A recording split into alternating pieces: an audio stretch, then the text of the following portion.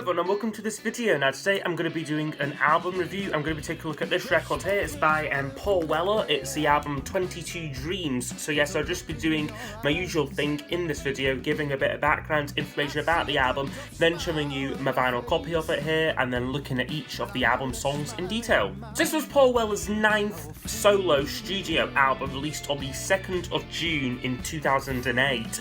So the album sees Paul Weller taking a slight sideward step in his career, on this album, he used a different band to his last few albums. So gone were bassist Damon Michello, who had played with Weller since the 2000 album Heliocentric, and Steve White was also out of the picture, who had been a very loyal drummer to Weller right from the Style Council years. However, on this record though, he did keep a hold of Steve Craddock, who continues to be his right-hand man, and guitar player, but would then use a range of different musicians depending upon the song. On this record, he used producer Simon Dine, who had worked with him previously, I think once before on the Illumination album, but this record was very much a proper kind of collaboration between the two, with Dine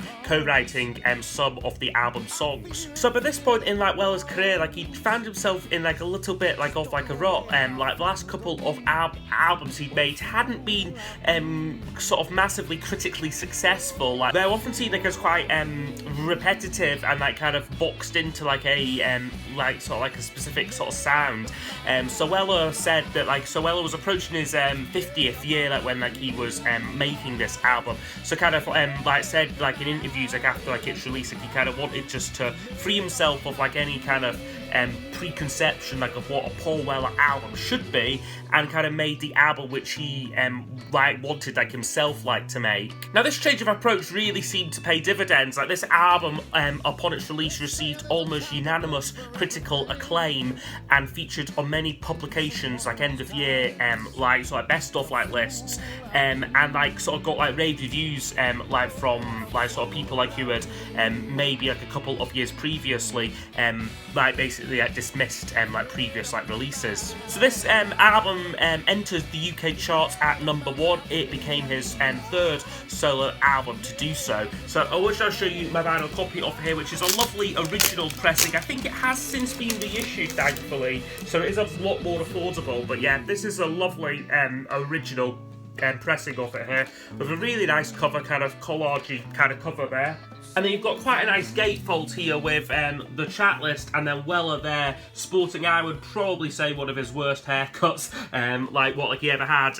But anyway, that's the gatefold. The inner sleeves, there's nothing fancy with the inner sleeves, but you do get a little insert as well, which just has all of the songs and then the credits. So as I said, lots of different musicians on this album, so it's very much not a set band. You've got this kind of artwork on one side, and then all of the lyrics there on the other, and then you then get this little booklet here, which is, I think it's a poem by a guy called Simon Armitage, which is called The 22nd Dream. And this is a bit pretentious. I don't think I've even managed to get through the whole thing. It's just a kind of story that this guy's wrote to go along with the album. So yeah, you don't need that, but no, it's a proper double album this as well. So yeah, there's 21 songs on it. So I will just crack on with the rest of the review. Now the late nights are here. So the first track up on the album is called Light Nights. Now this one is a really good little acoustic number to kick off the album with. It's a kind of, quite a nice folky song, I would say. Very inviting kind of lyrics, this one here, and sort of inviting us into the world of the album. He sings it come out to play, now the light nights are here. You've also got a vocal contribution from his then girlfriend Hannah Andrews, who has now been his wife of something 10 years ago. This was like the first time that like they'd like sung together. It's a really, really good song. Sort of like Celtic vibes to it, which I really like. Just a very good sort of chilled out start to the album, because you don't want to sort of, particularly like a sprawling double album like this, you don't want to kick it off with something a bit too frantic and then everything else feels a little bit pedestrian, you know. Like, you want to be eased into it, I think, and I think this song like does a great job of that. So yeah, Light Nights will get a 9 out of 10. I had 22 dreams last night, and you were in 21. Okay, and then we go into the title track, 22 Dreams. So this is a very short, kind of frantic song. This is a song which he recorded using a band called Little Barry. I think a kind of slightly punky, like R&B sort of like band, like sort of like off like the time. It feels a little bit disconnected from the rest of the album. I think possibly for that reason, the fact that he is using like this completely different band like to like any like off like the other tracks. It's a kind of jam rocker. This, you can imagine this song being like on like the Gift album possibly, because you've got like these kind of like there's a lot of like energy to it, but then you've also got like these kind of blaring horns like on it like as well. It just feels a little bit claustrophobic, and yeah, it's just not a brilliant song, I don't think either. It's more just the kind of idea kind of behind like sort of like the whole album, like I guess like in some ways this kind of culminates like in like this song, like I suppose. But I would give it a 7 out of 10. Certainly not one of my favourites.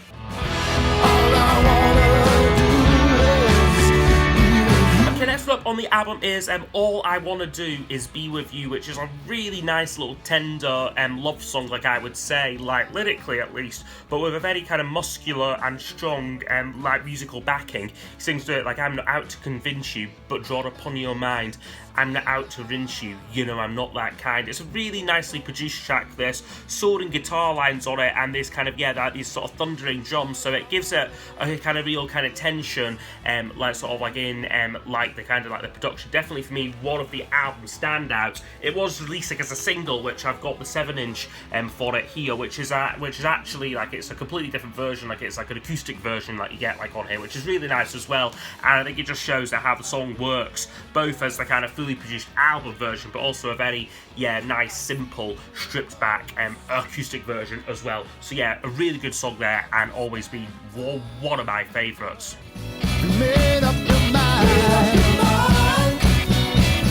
Okay, next track up on the album is Have You Made Up Your Mind, which again was a single from the album, which I've got again the 7-inch for it here. Found these both at a record fair in Manchester, like both just together, so it's like like really nice to get this. This is another standout like on the album for me. Very a bit more poppy, I guess, than maybe his last album. You've got a very, well, I say poppy, more kind of, I guess, soulful kind of touches on this, particularly like his excellent vocal performance like on here. So great lyrics, like kind of like the opening lines, like the smoke rings run through your hair, there's a look in your eyes, I see a glimpse of a smile on your face, but I know that smile ain't mine. What a fool I've been. So it's got this kind of happy but kind of melancholic kind of like lyric like to it like as well. Definitely, I would say probably the most style council-y sounding song he's done since like his since his solo debut. And it's a kind of sound and a sort of feel and singing style, I guess, that he would like utilise on later records such as A Kind Revolution and On Sunset. So it's a really good song. This another standout for me, excellently produced, and a really good song.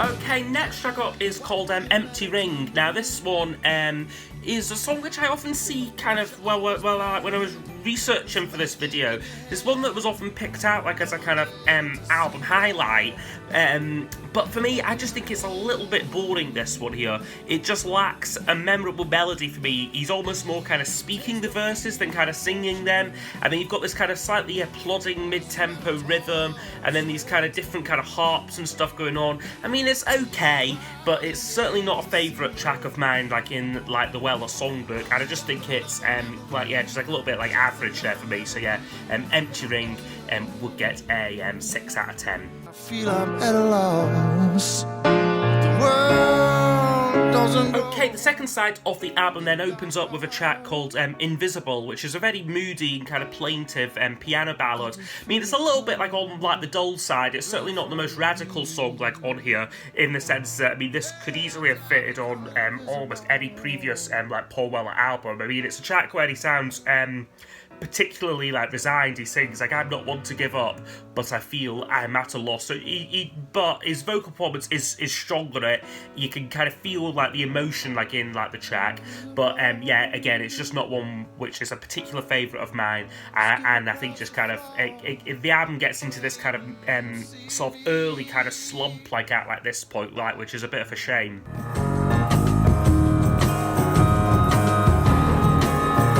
Up is called Song for Alice. Now this one is an instrumental track. Now this is dedicated to the wife of John Coltrane, like one of Weller's favourite jazz musicians, and like herself, like Alice, a esteemed like sort of harpist like and like musician. I mean, it's a decent instrumental. This, it's certainly not gonna again appear on like any best of Weller lists like or anything like that. Interesting kind of contribution on this from Robert Wyatt, like on trumpet, who would continue to collaborate with Weller like on future albums such as A Kind Revolution. I mean, it's a nice song. This, it's again, if you were to make this into a single album, this is certainly one that I think would quite easily like get like the cut for me. It's just okay. So yeah, Song for Alice would also get a 6 out of 10. I just had to move on. Okay, next one up is called Cold Moments. Now this one is a track which, before kind of preparing for this review, I actually forgot was on the album, to be frankly honest with you, and it's a song which I was pleasantly surprised by, you know, because it's a very bouncy little number, this one here, quite light on its feet, and this version anyway, like, is quite stripped back, like instrumentation, very kind of breezy, like acoustic guitars. Again, reminds me a bit of Style Council, a bit of like Have You Ever Had It Blue kind of in there, like I would say, and then some really nice organ like embellishments like on it like as well. I just really like this song. Again, it's the lyrics about a kind of guy who's kind of leaving town, like kind of as like he's kind of feels like he's out of luck and that. He sort of sings like, waiting for the dice to roll, where I'm headed, I don't know, please don't talk about me when I'm gone, I just had to move on. And then you've got like this kind of fun and upbeat kind of sha-la-la kind of chorus like at like the end. Reason why I'm giving it a 9 rather than a 10 though is because I think it's just a bit long. You know, it kind of, they extend it out for about 5 minutes, and I just think they maybe could have cut it off a little bit sooner, made it a bit more tighter, like off like a song, but it just kind of seems to go on and on and on with it, so it does get a little bit boring, shall I say, like kind of like towards like the end. But it is a great song though, I think, but yeah, just one which I don't think quite justifies its length.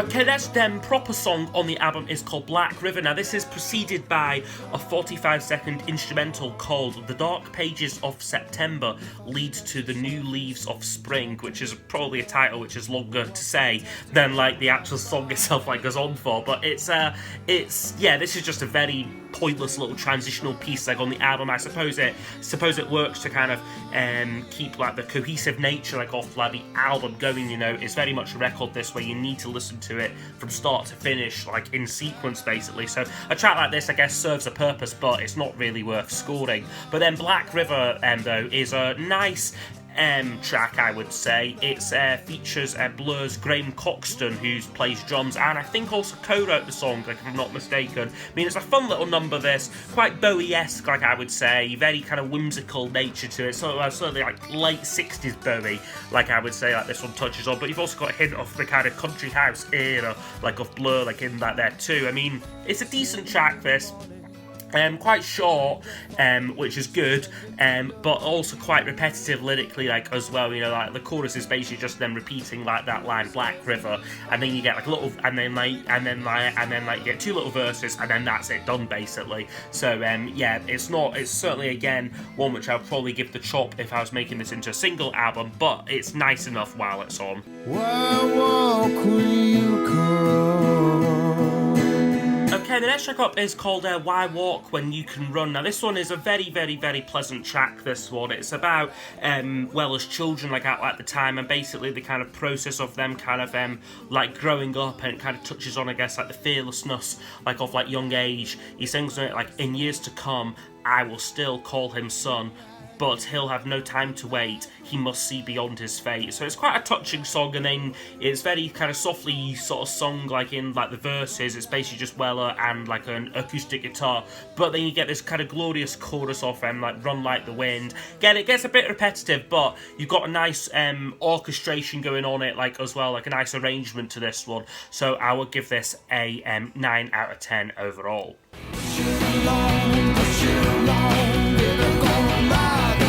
Okay, next one up is Push It Along, which is, I think this was another one of the singles from the album, but this is a really good track. A great arrangement on this one, I think. You've got a kind of marimba on it, which evokes the kind of the Rolling Stones, Under My Thumb sort of feel to it. And it's kind of it's that creative choice, I guess, which sort of elevates what would otherwise be a kind of slightly basic, meat and potatoes, rocker. I mean, it's a good song, this. Great middle eighth as well, where, again, it just really lifts. You've got these great guitar work on it. Again, I think it's a bit basic lyrically, I think. It's kind of this sort of railroad kind of themed, rocker, sort of push it along, baby, gonna ride the train, basically goes the chorus. But it's a good song, though. It's fun, it's short, it's snappy, and I like it. So, yeah, for me, Push It Along would get a 9 out of 10.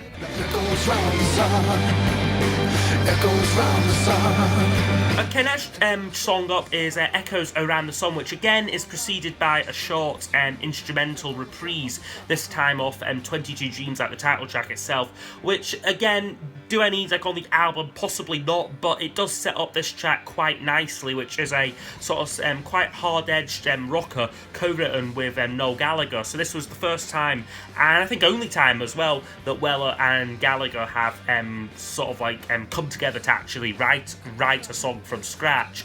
And I mean, yeah, despite this being written probably by two of my favourite songwriters, I just think this song is just very average, It's got a kind of, a heavy rock, kind of psychedelic rock kind of feel to it. Reminds me a bit of, I guess, what Oasis were doing at the time on the Dig Out Your Soul album. It's got that kind of very kind of full-on, sort of slightly psychedelic kind of feel to it, thing. But this one is just quite bland, I think. Repetitive lyrics on this one here, and this kind of slightly messy arrangement where there's just so much going on on it. I think it's just I think it's maybe just a little bit too much, this song. So yeah, Echoes Around the Sun would get 7 out of 10 overall from me.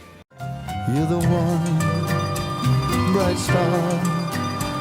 Okay, next one up is called One Bright Star. Now this is a much slower kind of tango sort of song, very romantic kind of sound in this, which actually features the original Jam member Steve Brooks on Spanish guitar. So he left the Jam before they basically hit the big time, and this was the first time that they had collaborated since then, and since the Steve Brooks has appeared on many of Weller's other more recent albums. It's a track which I guess I would say I'm probably more familiar with from his live version he did as part of, I think it was the True Meanings live concert with the orchestra. So it's one which I guess has kind of been rediscovered sort of through that. But no, it's a nice song, this very romantic sounding with these kind of longing and sort of romantic lyrics without you I feel nothing, my one bright star shine for me. So yeah, it's a track which I guess you wouldn't expect from Weller, it is quite eclectic, very style council-y, you can almost imagine this song being, I guess, on maybe the Cafe Blue album. No, it's a nice song, so yeah, we'll get a 9 out of 10 from me.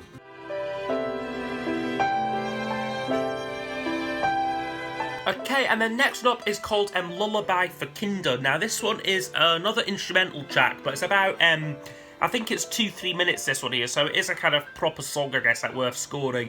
A kind of piano-based instrumental, this very... again, I'm referencing the Style Council a lot of found in this video, this time reminiscent of the Confessions of a Pop Group album, some of the kind of piano paintings on that album. I mean, this one is okay, it's just not very memorable. It's just, yeah, a middle of the road instrumental to kind of, I guess, fill out the album is how I would describe this one. And where you go. Okay, Okay, and then the final side of the record opens up with a track called Where You Go, and this one for me is one of the strongest tracks on the record. I think it's got a gorgeous melody on it, it's got a brilliant piano playing, and then just this wonderful vocal from Weller, very tasteful, subdued string arrangement. I mean, they don't overdo it on this. It's a short track, it's about 2.5 minutes, and it's just beautiful. It's a really nice, uplifting track, just feels very warm, very cozy kind of song. So yeah, for me, Where You Go would get a 10 out of 10. And still, you look up at me in such pleading terms. Okay, and then we get probably one of my least favourites on the album. It's the track God. Now this one is a spoken word narration song, which again I think must have caught a lot of people off guard, like when they first heard this album. It features a kind of narration by a guy called Aziz Ibrahim, who was who I think joined the Stone Roses after John Squire left, and kind of he's a kind of name like on the kind of like indie music scene, I guess. But it's so basically this is a kind of spoken word track with this guy sort of talking about God basically, and kind of sort of the premise of the track, I guess, is God speaking to a man who only asks for kind of God's help like when he needs it, like he isn't a kind of sort of devout kind of worshipper, like, I guess. It's just a very pretentious track, a little bit in your face, and he's sort of like kind of like the standard line I think is like, don't look at me, look at you, don't look at me, look at you. He kind of repeats throughout this song. I mean, it's thankfully quite short. It's about 3 minutes, I think, but it's just not needed like on the album, I don't think, and it's just, I think he's trying to be a bit too eclectic for his own good, like with this track, for me personally.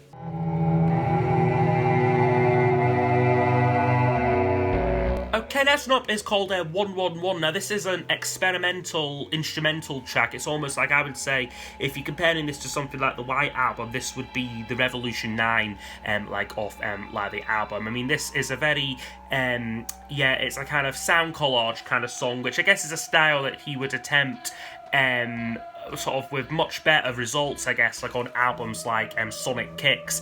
It doesn't do anything for me. It's just a little bit of filler, and it would get a 4 out of 10 overall. Carry me home, you old sea spray. But then that track kind of transitions really, really, really nicely into Sea Spray, the penultimate song on the album, which is this stomping, acoustic kind of mid-tempo song. It's really good, this sing-along quality lyrics, which kind of address, I guess, the power like of the ocean, like that carry me home, oh Sea Spray lyric. It's just really good. And then you've got like kind of verse lyrics which address the kind of power like of the ocean. He sings, like the million stars before you, you shine through the strictest curfew, not listening to the rules of no one. So yeah, it's very much kind of like at this point the sunshine coming out like off the album, and like we're kind of like we're thinking, yes, he's finally pulled out another really, really good song.